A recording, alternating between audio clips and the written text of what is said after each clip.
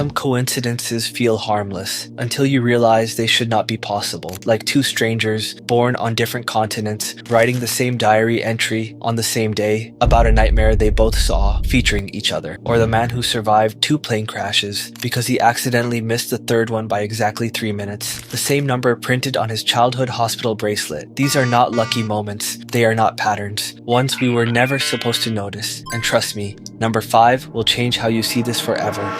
Number 1, the twins who were not twins. In 1979, 2 men met for the first time. Both were adopted. Both grew up miles apart. No connection, no shared family, nothing except everything. They had the same name, James, same middle name, same hairstyle, same brand of cigarettes, same favorite beer. Even married women with the same name twice. They both owned the same dog breed. Both had childhood scars in the exact same spot. Both became firefighters. Both had a weird habit of falling asleep with the TV volume at 7. People called it chance, statistical noise, a glitch, but when doctors studied their brain scans, they found nearly identical neural patterns, as if their lives had been synchronized by something more than DNA. And here's the creepy part. Their paths kept crossing since childhood, without either of them knowing. Coincidence? Or something trying to pull them together? Because the next story takes impossible connection to an entirely new level. Number 2, the photo that shouldn't exist. In 1995, a woman in Ohio opened an old family album and froze. There was a photo of her as a child, standing in front of a carousel. Nothing strange, until she looked closer. Behind her, blurred in the background, was a man wearing the exact same jacket her future husband owned. Same build, same posture, same way he pushed his hair back. But here's the problem. He was 6 years old when that picture was taken. He shouldn't be there. He couldn't be there. When she showed him the photo years later, his face went pale, because he remembered that exact carousel. He remembered losing his parents in the crowd, and he remembered seeing a little girl in a red dress crying near the horses, the same dress she was wearing in the picture. 2 children, strangers, accidentally captured in the same moment, long before they ever met. Cute coincidence? Maybe. But 5 years ago, the same woman found something else, another photo from another childhood trip, and another familiar face in the background, a face she had never met, yet would meet again. And in next story, the coincidences get darker, much darker. Number 3.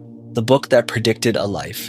In 1972, a teenager bought a dusty old novel from a secondhand shop, a mystery book, nothing special, until he started reading. The main character had his exact birthday, his hometown, his mother's name, even the same scar on his left hand from a childhood accident. Page after page, the book seemed to follow his life like a documentary filmed decades early, but then it got worse. Halfway through, the character survives a freak accident, hit by a truck while crossing a quiet intersection on a rainy Tuesday. The teenager laughed it off, until the same intersection, on the same day of the week, under the same weather, nearly killed him. Same truck model, same impact angle, same injuries described in the novel. He survived, barely. Shaking, he returned to the book, but the last chapters were missing, torn out by someone before him, not stolen, ripped violently. And on the inside cover, he found something he never noticed, a faint, handwritten note that simply said, "Don't read the ending." Number 4, the man who met his future self. In 1981, a traveler checked into a small roadside motel just outside Albuquerque. Nothing unusual. Cheap room, flickering lights, paper-thin walls. At 2 a.m., someone knocked on his door. Soft, slow, almost polite. He opened it and nearly collapsed, because standing in the hallway was a man who looked exactly like him. Same jawline, same birthmark, same tired eyes, just older, much older. The stranger didn't speak. He simply handed the traveler a folded piece of paper and walked away. No explanation, no footsteps, no car engine starting outside. Just gone. The paper had one sentence: avoid the red light tomorrow. He didn't know what it meant, didn't believe it, didn't want to. But the next day, he stopped at the red light anyway. Normal commute, clear skies, nothing strange, until he looked in the rearview mirror and saw the truck behind him barreling forward with failed brakes. If he'd been under that light 1 second longer, he wouldn't have walked away. Later that night, he checked the motel registry to see if the older version of him had actually signed in, and what he found made the story even stranger. Number 5, the registry with no name. The motel owner handed him the old guest book. Dusty pages, faded ink, names of travelers who barely stayed a night.